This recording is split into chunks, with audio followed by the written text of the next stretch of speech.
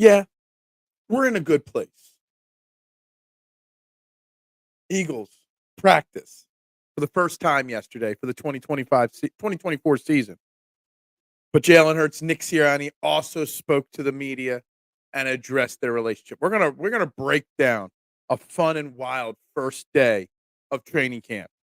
Lots to talk about, lots to get into. Oh, and the Phillies blew a very, very winnable game yesterday. So are the Phillies in trouble? Trending the AM is live, taking your thoughts and opinions in 60 seconds.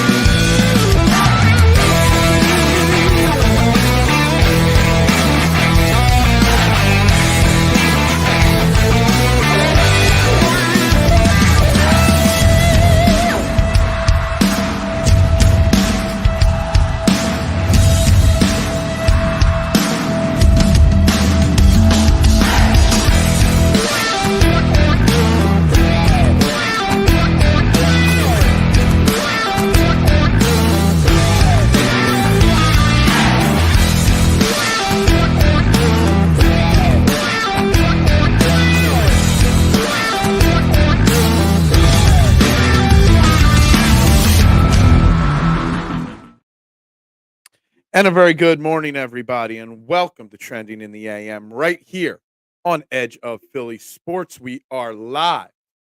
Facebook, YouTube, Twitter, Twitch, you know the drill. Wherever you are watching, whatever platform you are watching on, make sure you hit that like button, that share button, that subscribe and follow button, retweet, whatever it is on whichever platform. Just get the word out. Tell one, tell all to get in the conversation as we are talking Philadelphia Eagles training camp, as we're talking the first day of practice, as we're talking the first day of press conferences. Don't cost you a thing to share this show out and tell a friend to get interactive with the number one morning show in the Philadelphia area. And we're taking all your thoughts, questions, opinions on what we've read about and watched, unfold on social media about the first day of practice, of the first day of, press conferences between Howie Roseman and Nick Sirianni and Jalen Hurts, et cetera. And we get set for another day. I mean, today is going to be another practice about 10 o'clock. Vic Fangio will speak to the media today. I'm assuming then later in the week, we'll hear from Kellen Moore, but Vic Fangio will speak to the media today.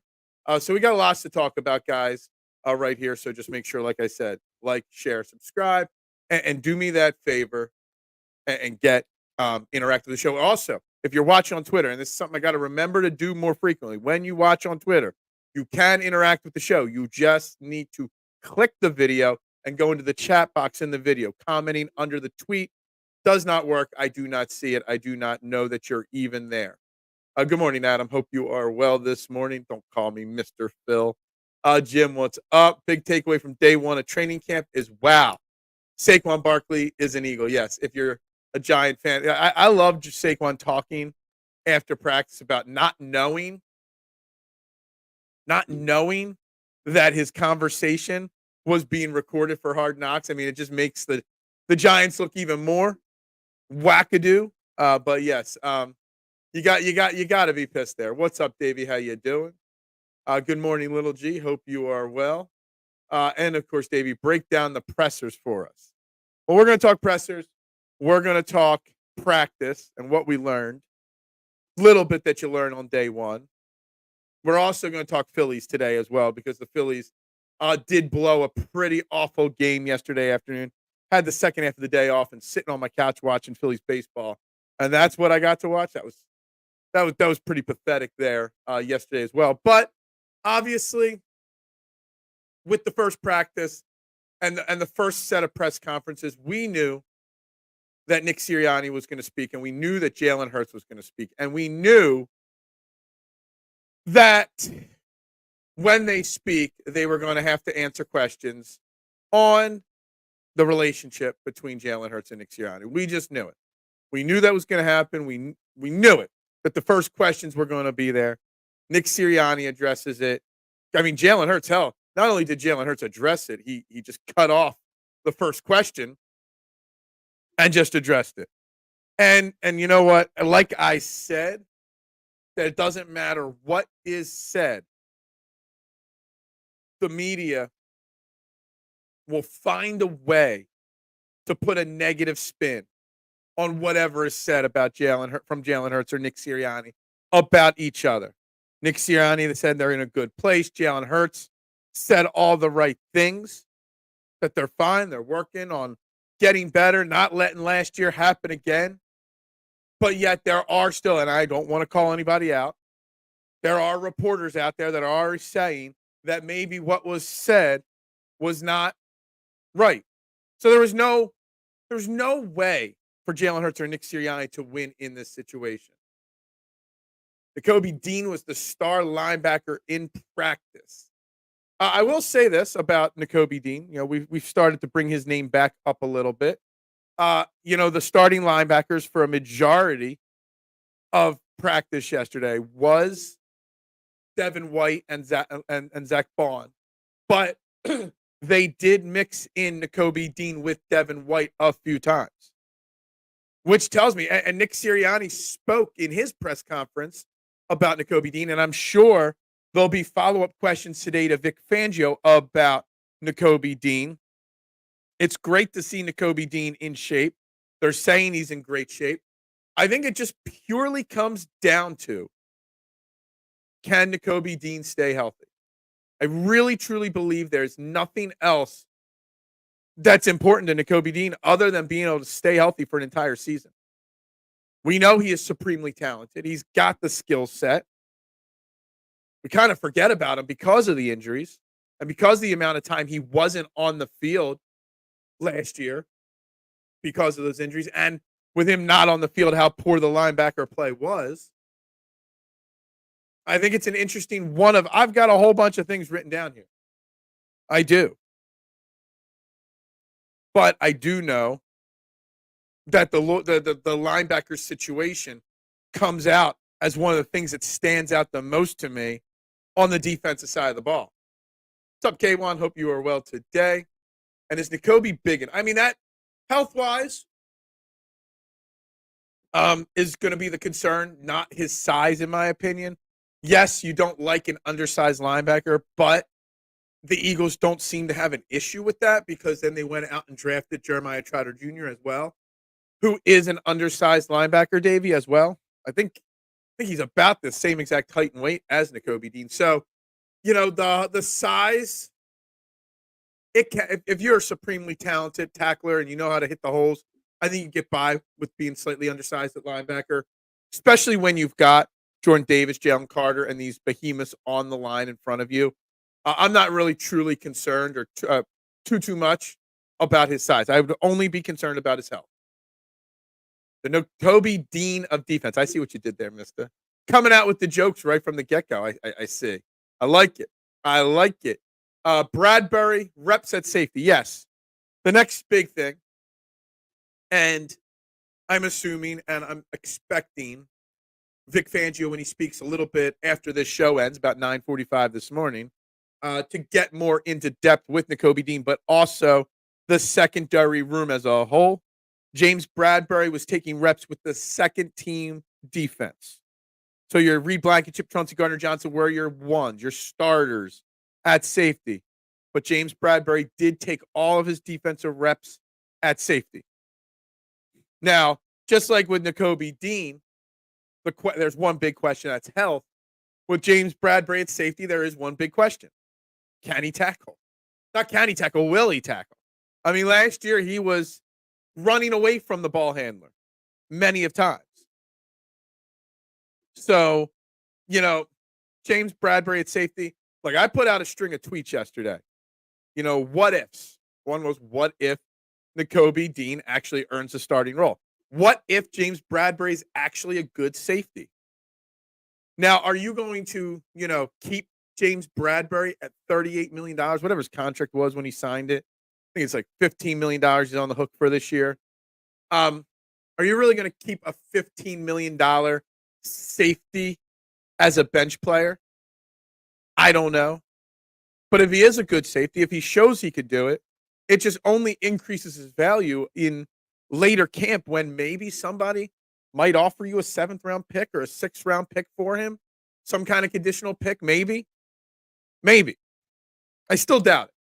I still think it's an uphill battle for James Bradbury to make this team. But then you get the news yesterday, Cooper DeJean is hurt and will be missing the first 3 weeks of camp. There's more opportunities out there for a lot of people. Of course, Adam doing the research for me. Trotter is 6 foot 229. Dean is 5'11", 231. So there's a 1 inch and 2 pound difference between the two guys. So they're both basically undersized linebackers. But back to the cornerbacks and safeties. So the first team cornerback was Darius Slay and Isaiah Rodgers opposite of him. Your second string starting cornerbacks were Quinion Mitchell and Keely Ringo. Avonte Maddox started in the slot for the first practice. I didn't see who they had lining up in the slot. I didn't see anybody reporting who the second string slot guy was. Maybe it was Rick's based off of the names and where they're at. But Rodgers and Slay were your starters. Quinion and Keely, your backups. So tells you a little bit of where the defense is on day one. There was a lot of reports coming out that Isaiah Rodgers, not Quinion Mitchell, had the head start as the cornerback, opposite of Darius Slay as the starter, and yesterday proves that. I hear everybody saying that Quinion Mitchell needs time to learn, to practice. He doesn't have to start day one. I kind of like the idea of when you draft a first round cornerback that at that spot, a guy that should have been in the top 10 in the draft. You would like to see him out there on the field right away. But I guess with the depth that we have at cornerback, you could slowly move it along. You could slowly bring him into it. You don't have to put the excessive pressure on him right from the get-go. I guess that's what we're looking at. Team Ringo, baby. Yeah, I mean, look. Keely Ringo had a nice rookie season last year. Not great. Look, the whole defense. We're so hyped about Keely Ringo, and we're so hyped about, certain guys on this defense that are coming into their second year. But that defense was terrible last year in the second half of the season. It was everybody's fault. No one person's fault. So let's have, fair expectations for Keely Ringo and some of these guys. But yeah, Isaiah Rodgers is your starter, opposite of Darius Slay. Darius Slay spoke yesterday and said he's coming close to the end of his career. I was kind of shocked that we heard that yesterday. Didn't think he was thinking retirement just yet. Brandon Graham did confirm that this 100%, without a shadow of a doubt, is his final season. So he gets his farewell tour, so to say. Team Ringo, baby. Why is everybody so Team Ringo? And I'm not trying to knock Keely Ringo. I like the kid. I saw glimpses last year. But there's a lot of people that are very, very high on Keely Ringo. Defense and secondary was terrible last year. Do we forget that? It really was. So my question is, why are so many people so high on Keely Ringo? To me, power ranking, Quinion Mitchell, Cooper DeJean, Isaiah Rodgers, Darius Slay, hell, even Avonte Maddox are more important to me in the defensive, the big picture than Keely Ringo. Keely Ringo is just a depth piece. Keely Ringo is just a backup at this point on the team. And I don't think that's a bad thing. You need depth. You need backups. Injuries happen. But why is Keely Ringo so high on so many people's favorites list? Did he do anything that spectacular? Look, Avonte Maddox is still a key piece of this defense. And I'm not saying Avonte Maddox is better for sure than Keely Ringo, but did Keely Ringo really do that much in part of a rookie season? Because let's be honest, he didn't play the whole season. Did he really do that much? And Ryan, you're not the only one saying this. You know, Davey said it a few minutes ago, and there have been people saying this for a while, that Keely Ringo is this great cornerback. I just don't know. The offense was cooking yesterday. I know Vic Fangio is pissed and cussing. Absolutely. Vic Fangio is so old school. He don't like losing a practice at all. At all. Even a practice against his own team. And normally, especially with new coordinators, the defense is ahead of the offense early in camps. And the offense, especially the ones, were clicking yesterday. We'll get to the offensive side of the ball in a little bit here. I'm a Fangio truther. We're going to find out. Can't wait to hear him speak today. I really can't. I don't think that this is a bold statement or a hot take. Like, I don't need to put my Skip Payless, baseless, graphic up for this. I said this the day they signed him back this offseason, Ryan, that he could get cut. Now, I think with Cooper DeJean being injured, that it opens up room that maybe with the fact that there's, a lack of safety depth, Avonte Maddox could play safety as well as he did his rookie year. I don't know if he'll get cut based off of the way the first day of practice and things are working out just yet. But I do think there's a strong possibility. There's a chance that Maddox and Bradbury both get cut. Ringo was our most consistent corner last year. Was he? I mean, he was good. But, I mean, our team went 1-6 down the stretch. And that was when Keely Ringo was playing. So I don't want to just say, he's so great and all. I mean, he was good on a bad team. Ringo wasn't terrible, and I like what AJ says about him. Yeah, when wide receivers speak up about cornerbacks, that's always pretty cool. Yes, he did.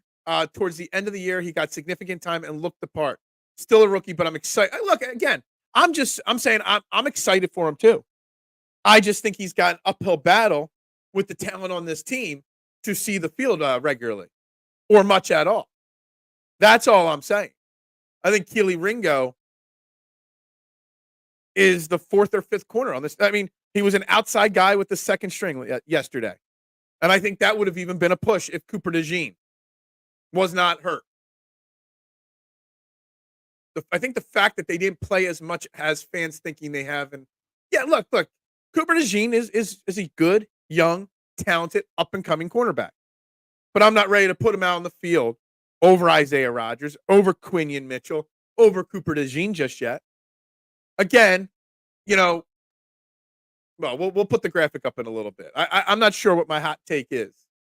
Maybe I'll be calling somebody out. I don't know. I'm still playing around with the idea of what to say for my hot take today. Slay and Bradbury were Dookie Cheeks. Dookie Cheeks. Now, there's an adjective I wasn't thinking, but yes, they were. But so is the whole defense as a whole, especially, in those last 6-7 weeks of the season, Brian. So, putting it all on Darius Slay and James Bradbury, you could put it on Hassan Reddick, sack chasing, stat chasing, whatever you want to call it. You could put it on Jordan Davis and Jalen Carter hitting walls. You could put it on Fletcher Cox. You could put it on the safeties, whoever was out there at whatever point. The defense was atrocious in the second half of the year last year. All of them. Cooper's injury means nothing in the grand scheme of things. Well, it does. Because Cooper's a rookie, and Cooper needs time to learn a new system, learn how to play NFL football, learn everything that's going on, get comfortable in the slot and on the outside and at safety, whatever role he was supposed to have. 3 weeks, missing the first 3 weeks of your first training camp can slow down your development for your rookie year, for sure. Yeah. Dookie Cheeks. I don't think I've ever used the term Dookie Cheeks. Good morning, Duck. What's up, my man? Mitchie Pooh in the house. Rick saying Maddox going to be on the team. I think maybe two months ago I would have said no. But I think the way it's playing out, the way this team is built at this current moment, I don't think there's a path to cut. I don't think there's a way you could cut him at this point. No texting and driving. If you're driving, you can listen to the show while you're driving. Plug and play. But you shouldn't be texting and driving. See? There's your PSA for today. No texting and driving. As he's the K1 truther, as he's the truth or truth, you're going to out him. What? The truth will set you free. I don't know. Plus, Ringo is the prototype Fangio corner. Tall, fast, and zone heavy. Well, now there's a fair description. I'm still trying to learn what the Fangio type is at cornerback and linebacker. I think they're the two big important positions in a Fangio system, cornerback and linebacker. And we're seeing already what the linebackers are doing. He's been known to get the most out of linebackers, even average ones, which gives me hope for Nakobe Dean, which gives me hope for the supposed washed Devin White. And, Keely Ringo, maybe that gets him on the field a little bit more. I think we have a chance this year to see a slightly more protected cornerback room. Is that the right word? Load management cornerback room. I don't think you're going to see Darius Slay play 100% of snaps. I don't think you're going to see Isaiah Rodgers play 100% of snaps if they're your so-called starters. They're going to rotate in Keely Ringo at times. They're going to rotate in Quinion Mitchell at times. They're going to have 5 cornerbacks on the field at certain times. Well, 5 defensive backs, 6 defensive backs at times. Baseless hot take. I got one that I'm debating about saying. And I don't want to call people out, but I might. I don't know. It's not sports direct. It's Eagles discussionable, but it's also media related to an extent as well. I don't know. I'm debating. And let's see if something better comes up in the conversation today to be my baseless hot take. But otherwise, yeah, we'll see. Good morning, Judd. How you doing today? So why do you hate America? What kind of comment is that? I'm just going to leave this up for a second and see if any random people pop in and just be like, if this is the first thing they see when they join this show and join this stream, just leaving this comment up. Because, yeah, why is everyone hyped up on Rodgers? 1% of Eagles fans knew who he was before the Eagles got. That's fair. And I said, so far it doesn't seem like it's, hurting them yet. But, skipping a whole year of football, you normally lose a step, and it takes a little while to get that in-game step back. Look, all the reports were a young up-and-coming cornerback made a mistake. The thing with Rodgers for me, Ryan, is that it was a low-risk addition with a potential high reward. He's also got return ability. And I've said it already on this show, Ryan, over the last week or two, that I would have preferred to see Quinion Mitchell as the starter with the ones.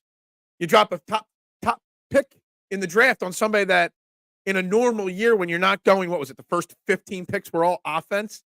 In a normal year, Quinion Mitchell's a top 10 draft pick in the first round. And still probably should have been in this year. So his pedigree, I would have been starting Quinion Mitchell.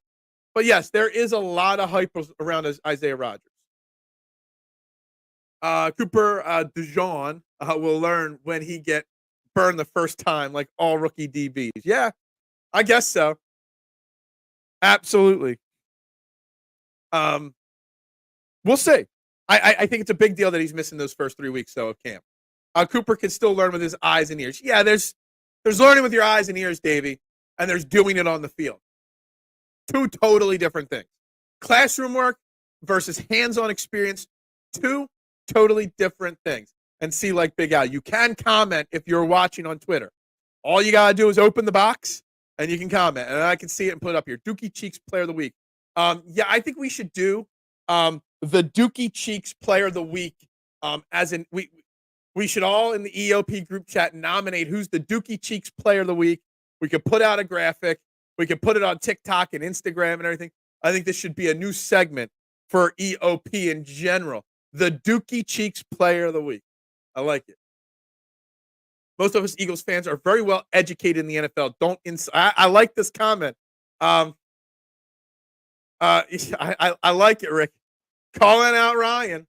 I think we got a Ryan versus Rick battle going in the Facebook chat right now. I do agree, Rick. I think a lot of Eagles fans are very well educated. We know football. We watch a lot. We don't just watch our Eagles. We watch football. So I do like this comment a lot here. I think it's very interesting. And don't insult us. I like it. Knows all about mental reps. Well, I need some mental reps right now. Went in after the show yesterday, banged out a couple big catering orders, came home. Day drank some mojitos on the deck yesterday afternoon.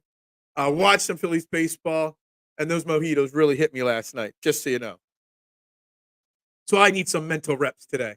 Fangio linebackers have to cover well, so we don't have any. So that's a concern. We'll see who's covering and who isn't, who's dropping back into coverage and who's not. We'll see. I know Nakobe Dean's not a coverage linebacker. I know that. What's up, Eric? How you doing? Preparing for fan.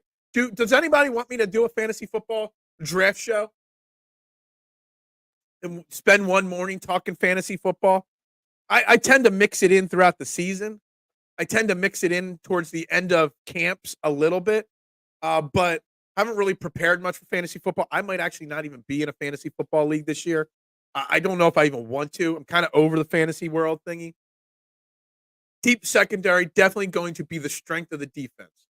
Is the deep secondary or the defensive line going to be the strength?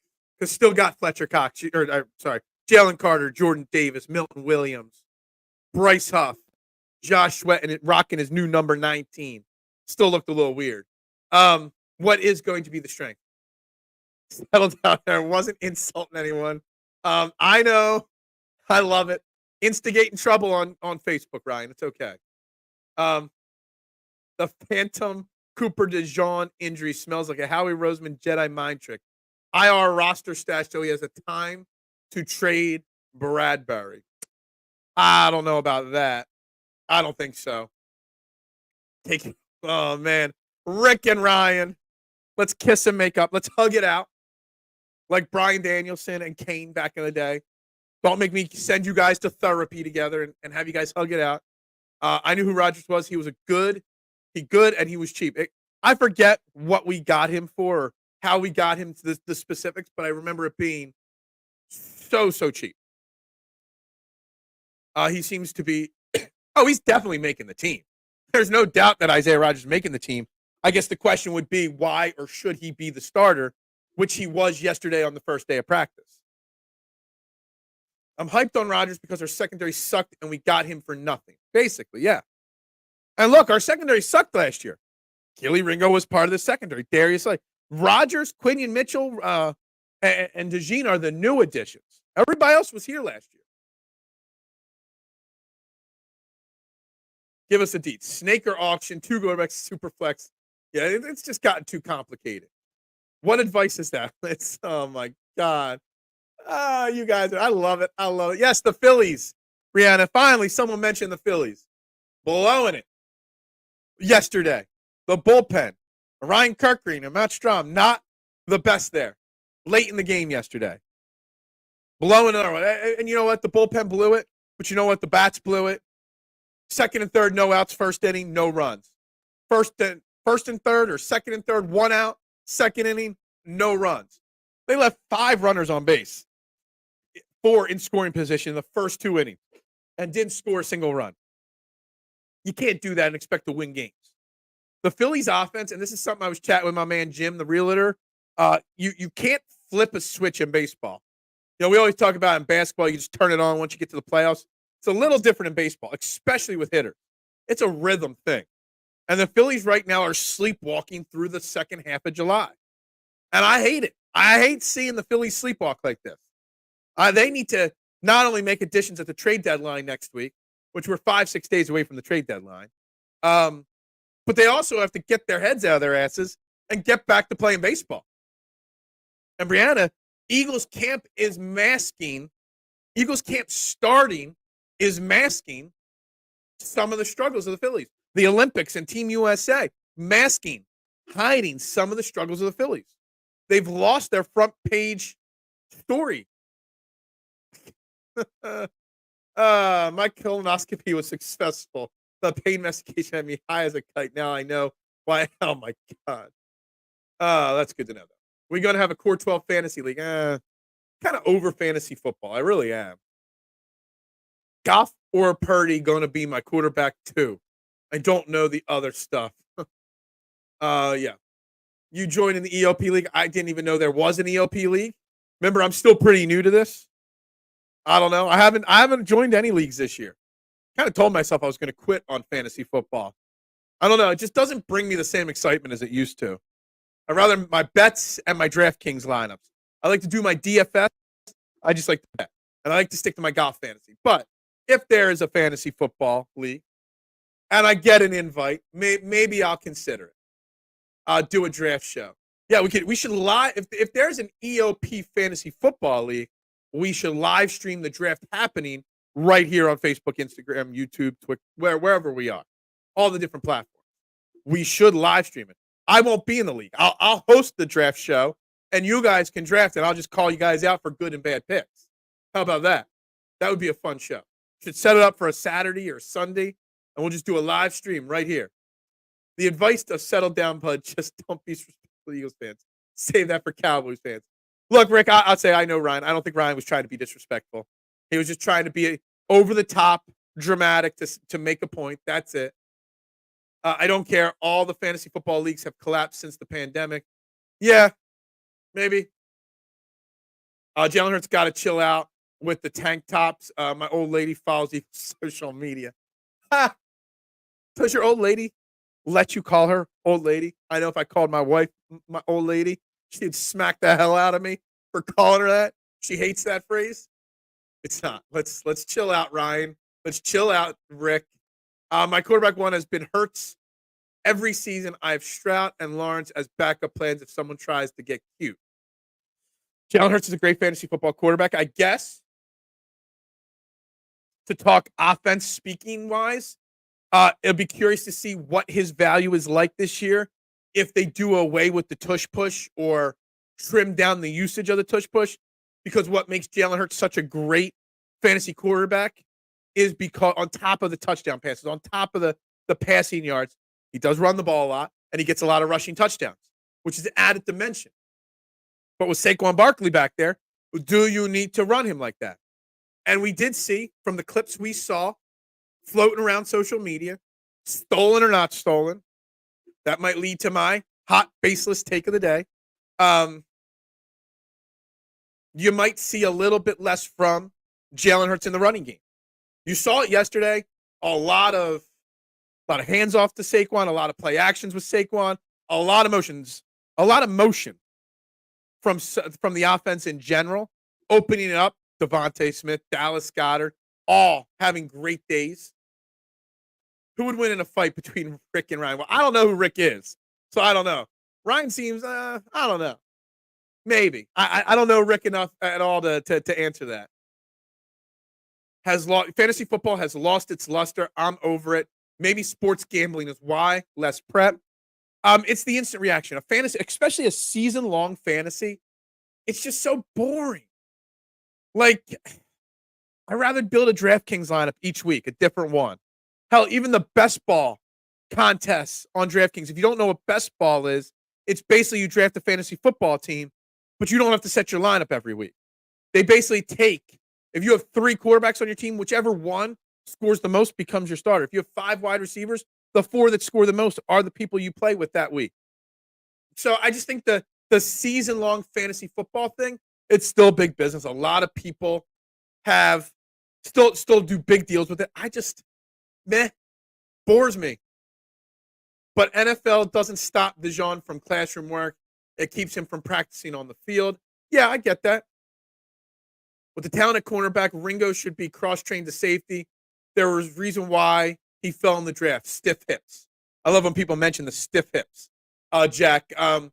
Yeah, I think a lot of people are getting cross-trained at safety. We already know Bradbury's doing it. He ran with the twos yesterday at safety. Avonte Maddox has played safety in the past. I think there was talk of cross-training Cooper DeJean there. I don't know if Ringo can play safety or not, but sure. If there's any inkling of potential there, I'm sure they're going to try it. Brotherly shove made him a fantasy stud, without a doubt. Absolutely. Phillies boost. Sorry, it's a reflex after it. Dude, Phillies were terrible yesterday. Offensively, the only player that showed up yesterday was Aaron Nola. Brandon Marsh blew it as well. Look, I don't. Brandon Marsh looks hurt. There was that one play. It was like the fourth or fifth inning when he struck out, and you could just see him grabbing his shoulder, and his arm was just dangling at his side. I can't believe they put him back out. Like, does the team not see it? Like, I'm a start Brandon Marsh every day guy. But Brandon Marsh being trotted out there with his bad shoulder like that, where he could barely swing a bat, where he had to hold the bat with his left hand because his right shoulder's hurting so much. I think it's time to maybe send him to the IL. Get that shoulder right. What do you think of the Wells Fargo coming off and a new name? It's been a while. Wells Fargo's taking their name off the Sixers and Flyers Stadium, guys. It should be the EOP Arena, but I don't think that's in the budget. It should. It's been a while. We've had the Wells Fargo Center for a while. We had the First Union Center for a little bit. We had the Wachovia Center for a little bit. I don't know who it's going to be. I don't. Phillies have lost 3 series in a row and still have the best record. Still haven't lost 40 games. They're still the only team. They're the only team in baseball that hasn't lost 40 games. Mista. So yeah, yeah. This always happens when they have a hot start. They go cold to start the second half of the season, or vice versa. Yeah, I get it. But I don't even think I feel when I'm watching the Phillies yesterday and a couple times lately that they're not just having a slow second half or a cold stretch. Like, they just look disinterested and not connected to the game. They just look off. They look like they're hoping for the playoffs to start. In on that. Which one are you in on? Been saying that for a while. Live stream that draft. I will if you guys do the draft, depending on what night it is, I will live stream it. Okay? I will do all the hosting duties. I will take care of that. You guys just got to we just got to set that date. Do it live from we could do a live stream at a bar for the draft. Now that is an idea right there. I like that, Duck. Good morning, Steve. What's up? Phillies are going to be comfortable playing like this as long as they have as big of a lead in the division. It sucks. Yeah, they're just getting too comfortable. EOP live draft show as Phil as the moderator. I'm in. Dude, I could just sit here and not have to worry about getting sniped. I could sit here, make fun of all you guys, talk football people. I'm all for it. All for it. I'm a lover, not a fighter. Yeah, me too. I'm not a fighter. I'm too old to fight anyway. Season-long fantasy football still works if you have the right group of people participating in the league. Yeah, I've been kicked out of leagues because I like to trash talk in fantasy football. I used to have a thing where I would change my team name every single week to be a trash talking team name to my opponent for the week. So, I've been kicked out because of things like that. Jalen does sound happier and more excited during the podium. Absolutely. Jalen Hurts sounded good. Jalen Hurts looked good on the practice field. Yeah, the EOP Arena. You want to be called the VCP? For those that weren't here yesterday, my voice cracked 3 times. So I'm now VCP Phil. VCP. Yeah, that's who I am now. Mitchie Poo, do you believe in VCP? Are you sure that you want to gamble with La Casa Nostra?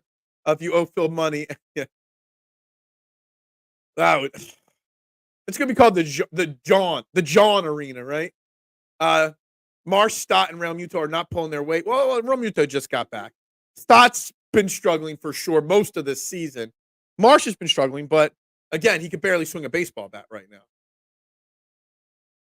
I don't know why, but the Spectrum 2 has had Banks as the naming sponsor since it opened. Yeah, absolutely. Well, I think Wells Fargo has changed their name themselves as a company. So I think it's always been the Wells Fargo brand, just the different names that they've had. Personal draft is the most egotistical and ridiculous thing. Oh, I see. I did side quest time, guys. I did live stream a draft I was participating in, and I didn't realize that the people I was in the draft with were watching my live stream. So I kept getting sniped on players. I'm like, oh, I'm going to target this guy next. And someone would draft it. Peanut. I'm still not over. I still finished in the championship game that year, even though everybody cheated and watched the stream. Yeah, can we get David Archeri in our fantasy league? Yeah, for sure. What doesn't waste that sweet coffee money on stadium naming. Yeah. I change the name every week also. Why not? Have fun. I literally got kicked out of a league because people were getting offended and they weren't even that bad of names. I was just talking trash. I would say, like, if your team name was Big Al Zafiri, I'd be like, Little Al. I would change my name to mock your name. Nah, it's not in my budget, Adam. It's not. I should be the commissioner of the David Archeri League. Yeah, maybe. Phil, your voice has to crack when you say, yeah. Yeah, absolutely. I can't make my voice crack. It just happens accidentally. But when I try to crack it, it doesn't work at all. Is that why you still have beef with Peanut? I have no beef with Peanut. No beef with Peanut. But that man is still a cheater in my book. He is. And then he's the one sniping me because he's watching the draft show that I'm doing. And then he beats me in the championship game. I had to make a miraculous, like I had to win the last 5 weeks of that fantasy season to get into the playoffs. And I get into the playoffs, and I have to face Peanut in the championship, and he beat me by like 2 points. I was so bitter. And then that league folded after that. Or at least I just wasn't invited back. I'm not sure. But you know who always, that wasn't going to be a good segue. I thought I had something, but I don't. But let's talk sponsors right now, and let's talk tickets. Why would you pay hidden fees with these other ticket resellers when the best is out there, SherryTickets.com? They have no hidden fees, great prices, and if you use promo code EOP10, you get 10% off. Make sure you go visit them, SherryTickets.com. Don't overpay with the rest. When you need sports tickets, concert tickets, theater tickets, any tickets at all, you use the best, family-owned and operated since 1946, SherryTickets.com, promo code EOP10 for 10% off. Also, guys, if you want to travel with your team, travel with the best, PhillySportsTrips.com. Make sure you go to the website, sign up, let them know EOP Trending the AM sent you. They still got this great trip to Brazil, week 1 NFL season, Eagles, Green Bay Packers. But if that is too rich, if you don't have a passport and can't do that, they have lots of great trips and tailgate experiences, like August 14th at Citizens Bank Park for the Italian Heritage Celebration with special guests at the tailgate, Mickey Morandini. So make sure you check that out if you're interested. Spring training deposits for your World Series champion Phillies. They're taking them. You can go to Miami to see the Union, face the Miami soccer team, whatever they're called. And, of course, all the Eagles takeover trips to Tampa during Dallas week in November. And, of course, even bus trips to places like Baltimore. So make sure you check them out, PhillySportsTrips.com. Make sure you mention EOP when signing up. Back, if I can get my mouse. I think I need new batteries in this mouse here. Let's see here. Is it egotistical if the draft is brought to you by Dolan Spar, though? Yeah, it's true. I don't know. I don't know. I think we're going to have a little thing here. My baseless take is saying it's live streaming a draft is egotistical. It's just networking at that point, Steve. Yeah, absolutely. I have to have a beef with Al calling it egotistical to live stream a draft. Wells Fargo removing their name is a sign that the Sixers are definitely getting their own arena. I thought about that, but it's still so far off, mister. And we've never covered it this week, the news from last weekend, that Jersey is trying to get the Sixers to move to Camden or somewhere in New Jersey. Yeah, but I think the big picture of the Sixers leaving the sports complex, while I don't like the idea, even if it does happen, we're talking 7, 8, 9 years before that happens. I think it's a long time away from happening. So I don't think that would stop Wells Fargo from continuing to pay right now. So I don't know. Got tickets for concert tonight through Sherry Tickets. Save money. Hey, look at that. What concert's tonight there, Adam? Where are you going tonight? Let me know. What happened to? I know, dude. It's the mojitos from yesterday. Not on my A game today. One too many mojitos yesterday, but I'll do it for you. Brazil. There you go. Yeah, you're right. That is the side the Sixers are getting something in Center City or Camden. Look, I hate the idea of breaking up the stadium complex. I do. It's one of the unique things in sports. Most cities don't have it. Now, I'd rather them spend money on the infrastructure of parking and traffic flow, lowering some of those parking prices. That is what I would prefer them to do. But stadiums are big business. Owning a stadium is big money. And I get it. I just don't like it. VCP taking this on that take to it. Yeah. Yeah. K1, how you're going to get that angry piece of toast? Oh, man. Actually, to think about it, if they're going to be in Philly, it would be a them and Flyers. Camden would be a Sixers only. Interesting. I'm a connoisseur of Phil's reads. Yeah. Yeah, something like that. Steve Miller Band, Journey and Def Leppard, Hershey Park. That is a trio right there. Steve Miller Band, never seen them. Journey, never seen them. And Def Leppard, all playing together. Like, I just feel that doesn't seem like Def Leppard blends with the same type of crowd that Journey would bring along. But whatever. That should be a fun show. My brother went to see Def Leppard, I think it was last summer. He said they weren't as good as they used to be. But interesting. Guys, you're watching Trend in the AM right here on Edge of Philly Sports. Make sure you're hitting that like button, that share button, that subscribe, follow button, and get those comments in. We're talking first day Eagles practice. And the two things that I want to bring up from the off, we spent a lot of time talking defense. First play offensively, a handoff to Saquon Barkley. What is going to be the usage rate of Saquon Barkley this year? I think it's something we got to look into. First drive on offense, lots and lots of motion. There's early play, motion, fake pitch, quarterback run. Motion was the word of the day coming out of the offense of side of the ball from the Eagles yesterday. And, man, I see Eagles fans just jumping up and down, including myself, because of the motion. I find it funny that the city and state pay up to 80% in some cases the build cost, and we don't even get dollar from this investment. They need to write in dual. Yeah, look, I'm not for taxpayer. These billionaires needing the cities to pay for their stadiums kind of drives me nuts. That's more a political conversation to me than a sports conversation. Those dudes all need to retire. Who needs to retire? Preach, Duck. Yeah. Taxpayers get it coming and going. Yeah. Look, I don't want to get into the political aspect of new stadiums, but I agree that the owners, billionaire owners,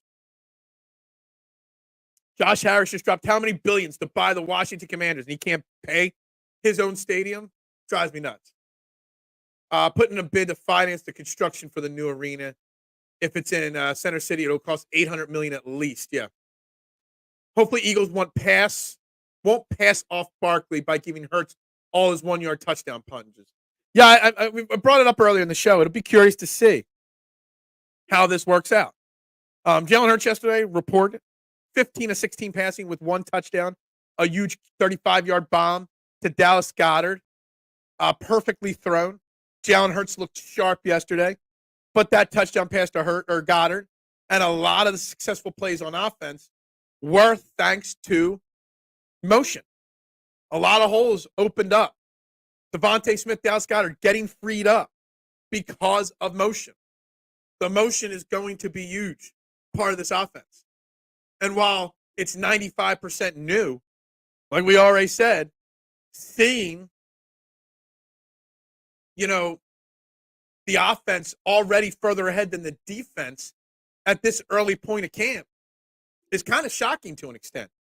And the offense was without Landon Dickerson yesterday. There's another thing yesterday. Yes, Nick Sirianni was asked and did say Tyler Steen is the number 1 right guard right now, but he still has to earn it.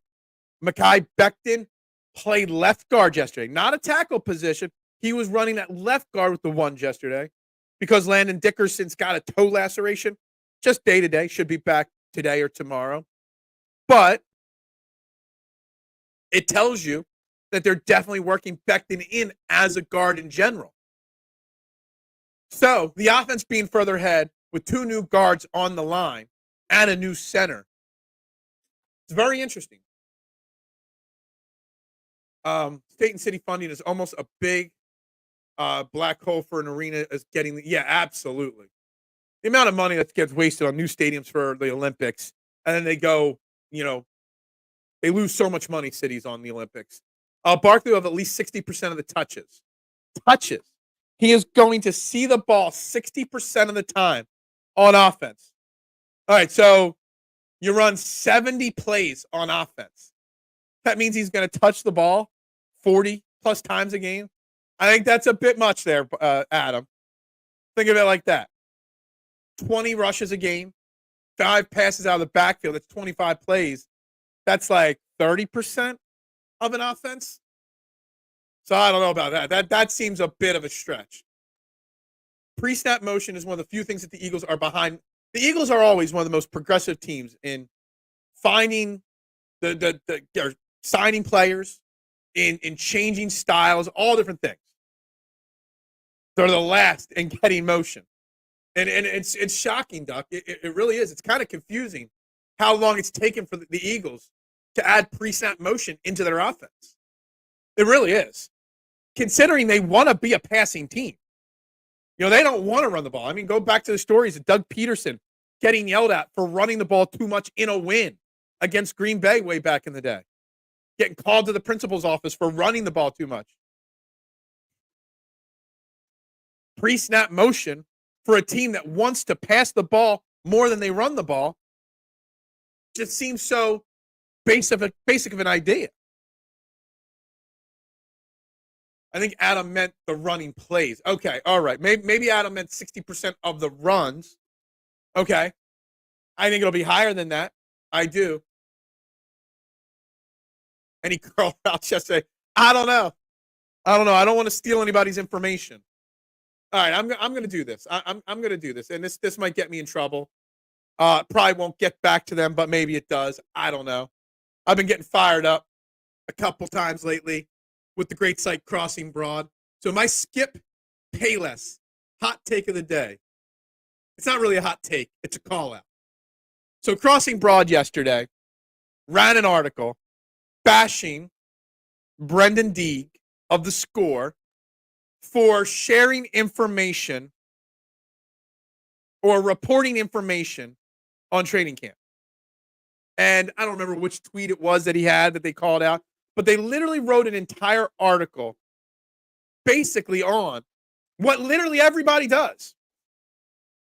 Everybody that writes or does content or talks Eagles or writes for a website, if you're not credentialed, they follow ESP. They follow Chris Franklin. They follow, all the guys that are at camp, and then they share that information out to their following, to their followers. I'm here today sharing all the information that I watched on Twitter unfold yesterday.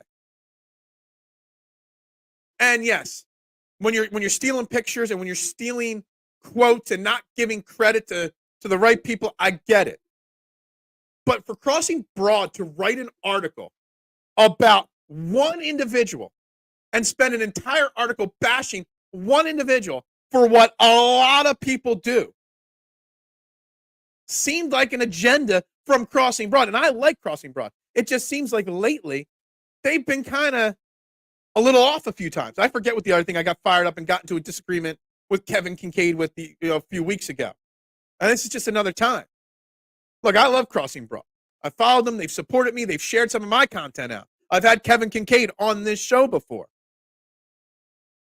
But I feel like that article was directed solely at one person. And Brendan Deeg has been very good to me. When I went solo, when I had my evening show instead of a morning show, Trending for 4 Quarters, that was my nighttime show. Brendan Deeg was my first guest. He's always been good to me. And this is not me trying to stand up for a guy that's been a guest on my show. It just felt like the article was an attack piece on Brendan Deeg specifically, like Brendan Deeg pissed somebody off at Crossing Broad, and that's it. Like, everybody's sharing content. I mean, ELP, we got graphics talking about how Jalen Hurts looked at camp. I'm spending the day talking. I'm not quoting every person. I got a following that wants my opinions on it. That's all that Brendan Deeg was doing. What everybody else, but they wrote a hit piece on one guy. I thought it was baseless. I thought it was a scam. I thought it was wrong. If they wanted it to not seem like they were just attacking one person, they should have found 2, 3, 4 different people and share all of these people's, quote unquote, stealing of information. And yes, I'd be upset if somebody stole something from me.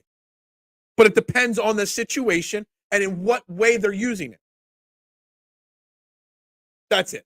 That's my Skip Payless hot take or rant. It's more of a rant today for me. I wonder how much Will Shipley will be involved early on. Will Shipley even make the team? Yeah, he'll make the team. But I don't think you'll see him too much. It is going to be the Saquon Barkley and Kenny Gainwell show. It is. Lori feels running the ball so much is like bringing a knife to a gunfight. Yeah, basically. I love the graphic too. And that's all Stevie. That's all this guy. Steve Fuentes made the graphic. I might have made a slight little tweak to it, but yeah. If the Eagles don't want it out there, they wouldn't allow the press to be there. Exactly. I don't know what that is. That was a solid, baseless hot take. I don't think it was a hot take. It was more of a rant today than a hot take. But I kind of feel bad for Brendan Deek, who seems like I don't know him personally. I've had him on as a guest about 3-4 times over the last 3.5, 4 years. Seems like a good dude. Yeah, he lives in Canada. He can't be at practice. It just seemed like a personal hit attack piece on one guy. They could have ran a take or an article talking about how the King, Howard Eskin, got banned by the Phillies and the Sixers, but the Eagles still got him out there on the sidelines. They could have ran that as their attack piece of the day. I just thought it was base. I thought it was a little harsh on one individual. And yes, there's a lot of stealing of content out there. And you should give, credit when you steal somebody's picture. You should give credit when you steal somebody's quote. But sharing a picture and giving your basic opinions on what you read from camp, from the happenings of camp, and writing an entire article around one person when there's loads of people that do it, felt very personal. Not to me, to him. Yeah, Mitch, Rant Phil always is the best Phil. I'm probably going to need a lawyer because Crossing Broad's probably going to come after me for this. And if I do need a lawyer, you know who I'm going to call, right? David R. Cherry, the Cherry Law Firm. Workers' compensation, motor vehicle accidents, personal injury, criminal law, anything. If you want to get what you deserve, you got to get the best. And David R. Cherry is the best. You can give him a call, 610-565-0300. Go to cherryinjurylaw.com. Let him fight for you. Let him get you what you deserve. David R. Cherry, 610-565-0300, cherryinjurylaw.com. It is. Steve does great graphics. Will Shipley getting 3 years to learn behind Barkley is huge. By year 3 will be our modern-day Brian Westbrook, in my humble opinion. I won't lie, Rick, I am not a college football guy. I say that all the time. I don't know a lot about Will Shipley's game from college, just the highlights around the draft that I saw. So I don't know if you're accurate or not on the Brian Westbrook opinion or not. But yeah, learning from behind Barkley for 2 or 3 years, because Barkley's contract, if I remember correctly, has an easy out after year 2. But also learning behind Barkley and staying fresh. So when Barkley is done, you've got a fresh set of legs in Will Shipley. They do need to pull his. He doesn't even have credentials, Duck. He's an actual employee, I believe, of the Philadelphia Eagles. I think he actually draws a paycheck from the Philadelphia Eagles. I do. They just need to fire him, move on from him. Even WIP. He hasn't even been on the air for the last 2 or 3 weeks for his Saturday show. Yeah, the Mojitos whooped my ass last night, just so you know. So, yes, maybe no mojitos on Wednesday afternoons. I saved the mojitos for Saturday nights. How about that? Has Dr. H. I needed David R. Cherry when I broke my leg. He would have gotten me more money than the lawyer I hired when I broke my leg. Just saying. I wish David R. Cherry was around for me back when I was in college. That would have been helpful. It would have been, but whatever. Look, again, I'm not trying to badmouth Crossing Broad. I love what Crossing Broad does. Normally, generally speaking, I just think that was a little bit of a hit piece there, and it felt very personally attacking one individual. But back to the Eagles, back to the Phillies. Now, if you want to talk Joel Embiid and what Joel Embiid has been saying on a mic for the last week, you want to talk men's Olympics basketball, it's all on the agenda. We barely covered the addition of Reggie Jackson this week to the Sixers guard depth chart. So that's all on the agenda. But guys, you're watching Trending in the AM right here on Edge of Philly Sports. You got to hit that like button, share, subscribe, follow button, guys. You got to. Let me see what else we've got in the notes from yesterday that I haven't covered yet, if any. The second string linebackers, Ben Van Sumeren is fourth now, I guess, in the linebackers because Bond and White started, Dean mixed in, and Dean and Ben Van Sumeren were your linebackers too. Because I remember somebody mentioning Ben Van Sumeren yesterday. I wrote that down. On Jalen Hurts' leadership, that's always in question. Saquon Barkley was quoted as saying yesterday, see, I gave credit. It's a quote from Saquon Barkley that Jalen Hurts is a natural-born leader. I love all the hate that Jalen Hurts gets, that people don't like him in the locker room. They don't like his personality or his leadership style. But as Jalen Hurts always says, you only see what you see. You don't know what you don't know. Jalen Hurts is a leader. He is. And this Eagles team will go as far as he leads them. I love white running backs. It reminds me of Rocky movies. What? Phil's a book of knowledge. What's the book of knowledge? I don't even know what the book of knowledge is. When I heard Sixers signed Reggie Jackson, I thought of Mr. October. Yeah. When I heard they signed Reggie Jackson, I'm like, is he 47 years old? I feel like he's been playing in the NBA from before I was born. But he's only 34, which was pretty shocking to me. I just love hearing how every single person out there on the team and in the Eagles locker room and the coaches and the management of this team all praise Jalen Hurts' leadership, hands down. But yet, the media keeps trying to drive a wedge into it. And I love what Jalen Hurts said yesterday. Talent wins. So everybody loves to criticize Jalen Hurts' cliche terms. And nobody's criticizing this one from yesterday because they're too busy trying to dissect every word that Jalen and Nick said about each other that they missed the biggest cliche quote of the day. Talent wins games, but teams win Super Bowls. And I love that. That's the ultimate leadership kind of thing to say. And they reported it, that Jalen Hurts was the first person to speak to the team after the coaches. The first player to stand up and address the team as a whole was Jalen Hurts yesterday before practice. But I don't know what else Jalen Hurts has to do. I don't know what else anybody else has to say to prove to the media that Jalen Hurts is him, that Jalen Hurts is the leader, that Jalen Hurts does not have problems with Nick Sirianni. In the words of the great Jason Kelce, nobody likes us and we don't care. Speaking of that, did anybody hear A.J. Brown say? He's like, shit, I didn't even notice that Jason Kelce wasn't here. We're so focused on who is here. I thought that was kind of a funny statement and one that I didn't really dive deep into thinking about. But now thinking about it, it's like, huh. Is that a knock on Jason Kelce or a great vote of confidence in Cam Jurgens or what? Hurts is elite 2024 MVP. I would love to see it. I'd be shocked if Jalen Hurts does not win an MVP at some point in his career. But on the flip side, is it right?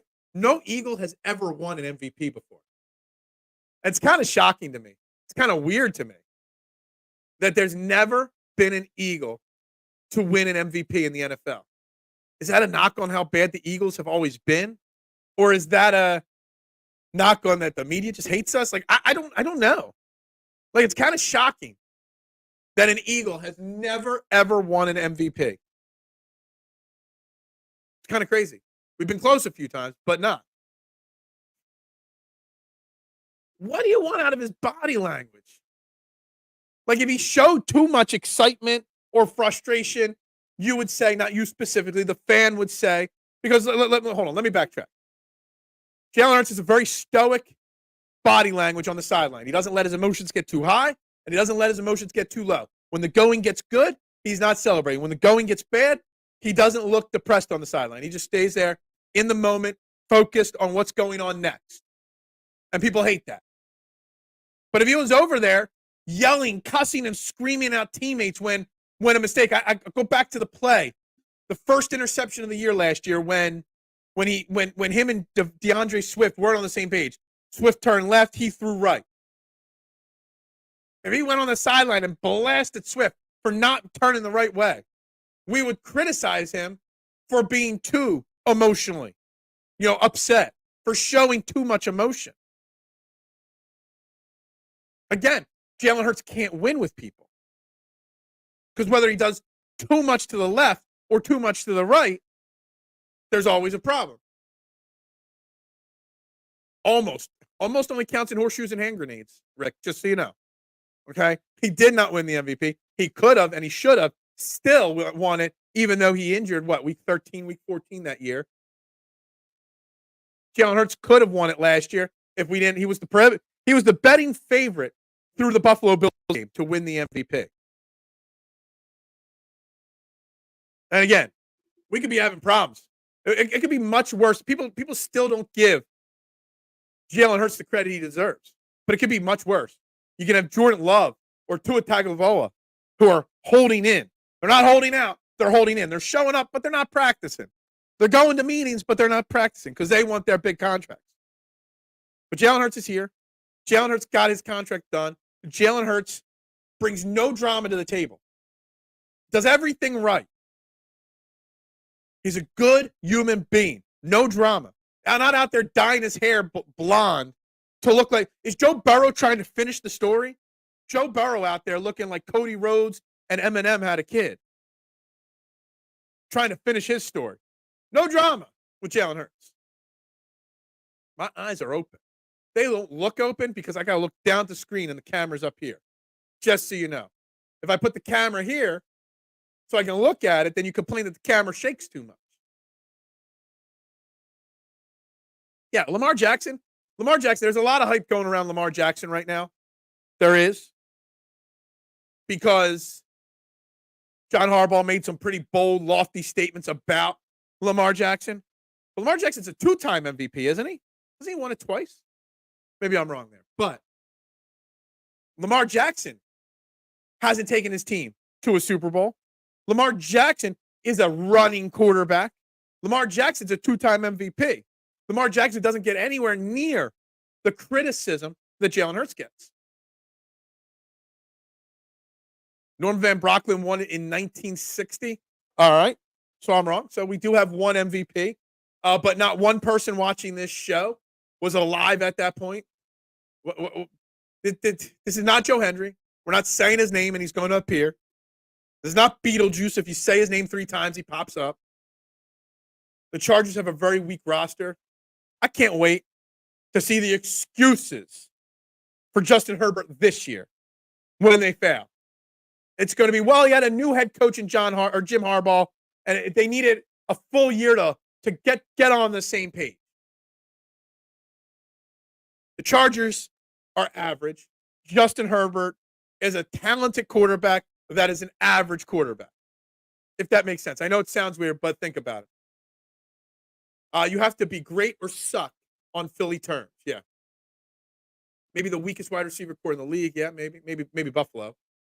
Almost also counts in sacks. Yeah. The almost sack category from last year, Mitch, or K1. Gotta love it. Got to love it. And maybe that almost sack category was part of the problem. I'm starting to get some messages from people that it was. Hassan Reddick, that was the problem in the locker room. Stat padding, stat chasing. Didn't want to do what the defense wanted. He was part of the problem, maybe. And he was coming up short on those sacks regularly. But again, Howie Roseman, being smart, being ahead, getting rid of the guy before the problem's there. Occasionally, I get one or two right. Occasionally. Not always, but occasionally I get some right here. Not always. In Army basic training, the instructor made us pull the pin of the grenade, hold it for 5 seconds, and throw it. Scariest shit ever. My God, that does sound scary as hell. 1,000%, mister. So scary. Like I'm just sitting here thinking about it, and I don't even know how to respond. But my dad used to always tell me, almost only counts in horseshoes and hand grenades. That was one of my dad's favorite lines to say. I don't want Hurts to change, but if Nick get in the way again, I want Jalen to be a jerk and assert his authority over the offense. Well, Nick Sirianni has no authority on the offense. So if there's any tough times on the offense, it's either Jalen's fault or Kellen Moore's fault this year. 2019 and 20. Yeah, I thought Lamar was a 2-time MVP. I thought so.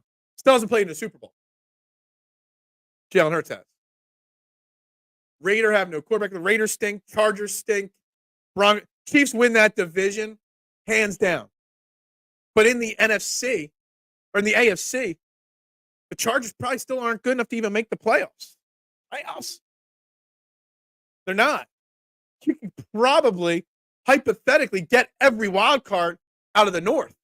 I mean, the Bengals, the Steelers, the Browns, if Nick Chubb is healthy, the Bengals are all playoff caliber teams. Almost also counts in pregnancy. No, because if it's almost, it's not a pregnancy. If it is, then it is. I became an Eagles fan the year after 1960. So oh my God, we do got one old. No offense, not saying you're old, but you're old. I know Big Ed listens a lot. Big Ed doesn't comment anymore, but I know Big Ed's always listening as well. Big Ed is probably the oldest listener of this show, and I love Big Ed. Yeah, respect. I mean, if you're born in 61, that would put you at 39, 59, 64 years, 63 years old, 63, 64 years old. Ballpark math in my head. Not easy for me to do math in my head after mojitos. I can barely do ad reads, and I'm trying to do math in my head. We do have one final ad read for the day, and that's the Great Dolan's Bar in Ridley Park. 65 plus years, the quintessential Irish-American dive bar in Delaware County. Great food, great times. 24 East Sellers Avenue in Ridley Park, right off 95 in Delco. Great food, great times. DolansBar.com, Facebook, Instagram, TikTok, Twitter, wherever they are on social media. Make sure you check them out this weekend. Make sure you let them know EOP, Trending in the AM, sent you. Let them know how much we appreciate that. 65 years for a restaurant. I mean, that's a hell of a run right there. Dolan's Bar, Ridley Park. Make sure you guys check them out and let them know EOP sent you. And again, make sure you're locked and loaded on EOP. 4 shows today. We got Football Stories Live, 5 o'clock. Fly Like a Birds podcast with my man Mitchie Poo tonight, 7:15. And Flyers season preview at 8 p.m. I didn't even see that on the schedule. We got a Flyers preview show tonight at 8 o'clock. Who's hosting that? I'm assuming Matty B will be a part of that one. But guys, locked and loaded, 7-day-a-week program, 29 shows this week, guys. You don't want to miss a thing. The only way you do that is you follow on Facebook, follow on Twitter, subscribe on YouTube. We're pushing close to 14,000 subscribers right now. Let's get to that 14,000 subscriber mark on the YouTube page. Born in 53. Oh, my God, that makes you even older. So you didn't become an Eagles fan until you were 8 then. I was an Eagles fan the second I was conceived. That's the way my dad would have said it. That's why I went with that. So that puts you at 47, 67, 68, 69. You're in your 70s. Damn. Still younger than Big Ed, who I love Big Ed. Concrete Charlie. Yeah. CJ Uzma was dangerous weapon on Jets and Bengals. Thanks for getting him out of AFC. CJ Uzma is the third, maybe cut guy. There's a chance CJ Uzma doesn't even make the Eagles. We'll see. NFL time. Let's go. I just love when Mad Chatter just drops random NFL stuff in the comments section. I do. It's Fly Like an Eagle podcast, not Fly Like a... Oh, my bad. My bad, Mitchie Poo. My bad. Hey, I'm trying to promote your podcast and your show, and I got a word wrong. My apologies. Guys, make sure y'all go tonight, 7:15, and comment, hey, I really like this new podcast, Fly Like a Bird. Just to really rile Mitchie Poo up. We love boomers, yeah. Joe Burrow, blonde hair, makes him look like Slim Shady. I'm thinking it's Slim Shady and Cody Rhodes had a love child together. And I just want to know if Joe Burrow's trying to finish the story or not. Dude, my math guy, I'm a good math guy. I can do numbers pretty well. But not after a day of mojito drinking. There's 2 days. 2 days that I struggle. Day after mojito drinking and day after Long Island iced tea excessive drinking. I struggle with ad reads, math, just life in general. Hey, the trending in the PM, there's a graphic out there for that. There is. Maybe someday when I don't have the pizza shop, I'll do trend in the AM, and then I'll do trending in the PM. So you know what? There you go. Fly Like a Bird podcast. I think I'm going to come in your comments tonight and just say it like 40 times. Fly Like a Bird podcast. There probably is a Fly Like a Bird podcast, so probably not. I don't want to give another podcast any credit. Fly Like the Eagles podcast with Mitchie Poo, 7:15 tonight. Don't miss it. Fairway to hell. Yeah. My golf picks are fairway to hell this year. And fairway to heaven. Again, I'm the original fairway to heaven. Fairway to heaven's been copied. Let's not forget that. The Live Tour copied it. Just so you know. Bryce and DeChambeau wants to know who he's going to record his breaking 50 with next. I think he owes me to let me help him try to break 50 because his company he works for stole my podcast name. Just so you know. But yeah, there's that. Guys, what do we expect to see today? What are we going to learn today? What are we going to overreact to today from training camp? Let's hope continue. There seemed to be, from all the meetings, the media won't let you feel this, but or let you think this, or some of the media won't let you think this. But kind of got very, very positive vibes from what I saw and way I dissected what I read yesterday. That it is all full steam ahead and nothing but positivity from the Eagles camp. And that's what I want to continue to see day in and day out over the next couple of weeks. Positivity. More people on this team supporting and throwing their name into the support Jalen Hurts hat. To see the offense picking up the new system more and more. That's what I want to see. No injuries. That's what I want to see. It's fly like a it's fly like a pigeon. Okay, gotcha. I wish. Hey, I would wish for this too. I'd be very happy with it. I would. But I'm not going to get. Yeah, I don't get it actually. Mitchie Poo loves his 69 jokes. He literally has the maturity level of the height that he looks like. Eagles could use a sleigh hammy to get Mitchell and Rodgers as the starters. Only his ego and salary have him starting.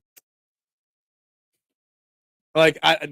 First and foremost, Jack. We don't hope for injury. If you want Mitchell and Rodgers as your starters, that's fine. But they got to outplay Slay to do it. And even then, I doubt they would do it because, like you said, his money. And he's got a little bit of an ego. You know, cornerbacks are big-time divas. Cornerbacks are just basically wide receivers that can't catch the ball enough to be wide receivers. So he's got an ego, just like a wide receiver. And Darius Slay is still a very good cornerback. And I don't think he's bad. I don't think there's any chance that he's not the starter. Now, I did throw the theory and the idea out there months ago that it would make more sense to trade Darius Slay than James Bradbury because we have a surplus of cornerbacks and because Darius Slay would net a much bigger return if traded than James Bradbury. What did we trade to get Darius Slay? A third and a fifth? You still might be able to get a third-round pick for Darius Slay if a team got desperate with an injury. But again, I'm not I'm not saying they should trade him. I'm just saying in theory what my plan is to lay out makes a little bit of sense. And I want Quinion Mitchell as a starter. And there were people earlier in the comments saying Isaiah Rodgers, we might be surprised that he's not as good as we think. Mojito's hard reset the brain, clean out the viruses, and back up your data in the cloud. Yeah. Yeah. I probably drank 5 mojitos yesterday. And I was making them in pint glasses. We just started drinking mojitos because the last person that owned this house had a garden. And we haven't done anything to the garden, but there's a mint bush. So we got this giant bush of mint that's bloomed in our backyard. So we started making, I'm like, well, what are we going to do with all this mint? I'm like, let's make mojitos. So that's why we're drinking mojitos. Slay's still fast, but I'm not sure he is laterally sufficient anymore. We'll find out. And look, the great thing about this year is there is so much depth. So if Isaiah Rodgers and Darius Slay are your starters week 1, and be week 4, Rodgers is doing great, but Slay's slacking, you'll see a slightly more heavy rotation of Quinion Mitchell in there. You will. Mitchell has ball skills, yo. Look, Quinion Mitchell is going to be a Pro Bowl cornerback for the Eagles many times, barring anything drastic happening injury-wise. Quinion Mitchell is going to be talked about in the Lito Shepherd breath, the Asante Samuel breath. Well, maybe not him, because Asante did make the Hall of Fame, didn't he? I don't know if I'm ready to put him in the Hall of Fame yet. Quinion Mitchell, Eric Gallen, the elite cornerbacks in the history of the Eagles over the last 30, 40 years. I truly believe one day Quinion Mitchell will be in that same breath. We do. Again, turnovers as a key to victory is such a cliche thing. But we created after creating so many sacks and turnovers in 2022, 2023 was the complete opposite. And I blame Sean Desai, and I blame Matt Patricia, and I blame the players for that. Our defense was just trash last year. It just was. If Rodgers isn't as good as we think, then there are about another half a dozen young. Yeah, exactly. That's the difference. Last year, we had to keep trotting out there James Bradbury. We had to keep trotting out there, injured players and bad players because we didn't have any depth. The fact that right now, Cooper DeJean's probably 5th or 6th on the depth chart because of the injury just tells you how deep we are. Look, we haven't mentioned Zach McPherson's name once. Going into last year's camp, he was that hot rising name. That this is going to be the Zach McPherson year. But he got injured, and he's coming back from it. Reports are that he's healthy. Reports are now he's like 3rd or 4th string, though. I have some Fultz-ish concerns about Mitchell being on that big fish on the lesser team. Hope I'm wrong. Yeah, we'll see. We'll see how it plays out. But again, because of the depth on his team, there's room for him to grow. I hear you, Nooms. We shall see. Look, the great thing is there's depth there. And you got to applaud. It might not work out. But in my opinion, you've got to applaud Howie Roseman for seeing a severe issue at cornerback. And what's he do? He goes out there, he grabs Isaiah Rodgers last year, and he goes and he adds Quinion Mitchell and Cooper DeJean. Now look at this defense. Now look at it. Much different defense. Sees that on the horizon there's a problem with Hassan Reddick. And what's he do? He goes out there and moves on from him. Seems like the right move. Now, we don't know if Bryce Huff's going to be the guy or not, if he's going to put up the numbers. We're coming up against the end here. We got 5 minutes left. But I haven't heard anybody talk about Jalix Hunt yet from training camp. I haven't heard anybody talk about Jalix Hunt, what kind of role he's going to have. Everybody's focused on the new role for Nolan Smith, whether he'll be able to handle the upgrade in usage, Bryce Huff and the upgrade of usage. But don't forget about our 4th round pick, or is it 3rd or 4th round pick, Jalix Hunt, and what he might bring to the table on the defense. We'll see. I don't know. But we're going to continue this talk tomorrow. We'll have a Football Friday. We will talk more reports from camp from today. Tomorrow. We'll see what they do on the offensive line. Will Becton be at left guard again today, or Landon Dickerson back? And if Becton isn't at left guard, will they rotate him in with Tyler Steen? Or even if Tyler Steen gets all the first team reps at left guard today, and if Landon Dickerson-Say comes back today, does Becton get swing tackle reps with the second unit, or does Becton get right guard reps with the second unit? It'll tell you a lot. See, the thing is, like, you can overreact to things that happen in practice, in training camp early on, and people are, oh, it's only the first practice, only the second practice. But you learn about what the team's thought processes is about players with what you see in these reports. No more drop tackles. They say, cool, I wasn't going to tackle anyway. Yeah. I would love a coach asked about in one of these press conferences what they're doing to teach these players not to hip drop tackle anymore, considering it's something that pretty much everyone has always done. 6K. Well, if I got 14K on my personal YouTube page, yeah, then I would drink 6 mojitos live on the air and let you guys see me deteriorate on the air live after 6 mojitos. Definitely need a hell of a lot more from Jordan Davis taking over Kyle. Look, I don't want to go down that rabbit hole again today. We only got 3 minutes and 30 seconds left in the show today, Jack. I don't want to go down the Davis over Hamilton rabbit hole again. But I think Jordan Davis had a much better season last year, especially through the Buffalo game. What was that, week 11, week 12, than people realize. Jordan Davis is never going to show up in the stat sheet or the box score, with sacks and major amounts of tackles. He's a guy that analytics work well for. He did hit a wall after that Buffalo game. But let's just be honest. He showed up in camp last year in much better shape. He just did. So progression. Rookie, Jordan Davis out of shape. Year 2, Jordan Davis got in shape, just didn't maintain it. Year 3 is, can he maintain it throughout the year? I still say, I think he got hurt when he had to chase down Josh Allen from behind. And he did chase down Josh Allen from behind. And that was when the drop-off happened after that play from Jordan Davis. So I think there might have been a little bit of an injury bug there that was kind of glossed over last year on Jordan Davis. I have nothing but confidence that Jordan Davis is going to continue to wreak havoc in the middle of the defense for years to come. He's never going to put up the stats of Kyle Hamilton. But that's it. Freddie coming in the last 2 minutes. DTs looked bad because we had no linebackers behind them. Absolutely agree. Vic Fangio presser in 10 minutes. Yep. That's why we're wrapping this up in 2. So I can turn the press conference on. Again, everyone doesn't get what Jordan Davis' job on the D-line is. You can't expect exactly. I bet you if you look at it on a snap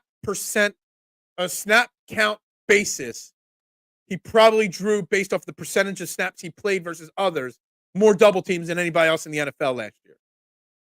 You can't look at the total number. You got to do it off of percentages of snaps on the field. You're never going to get more than 5 sacks in a season. You're never going to get more than 30 tackles in a season from him. But he's going to clog up the middle. He's going to make it difficult to run up the middle. That's it. This is interesting. And it's unfortunate that you bring up such a great question at the end of the show, comment at the end of the show. Bring this in at like the 20-minute mark of a show. Who are you discussing that's a jack of trades, master of none kind of person? Bring this back to the table tomorrow when we got more time to cover that. You want him to be able to rush the pass. But Jordan Davis, he's a nose tackle. Nose tackles don't rush the passer regularly. They don't. Guys, we got to wrap this show up. Guys, please hit that like button, that share button, that subscribe and follow button, wherever you're watching. Walk around today with your phone out.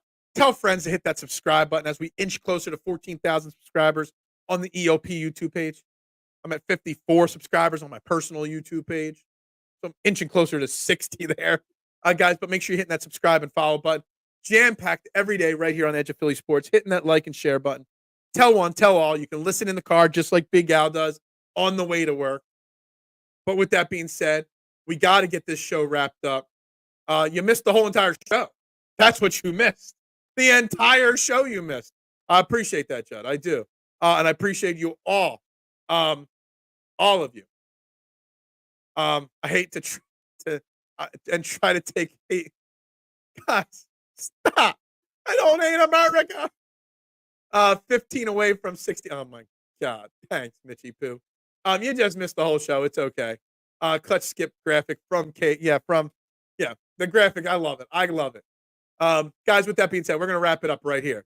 Train the AM right here on Edge of Philly Sports. I am Phil Stiefel. You can find me on social media at Beard of Knowledge.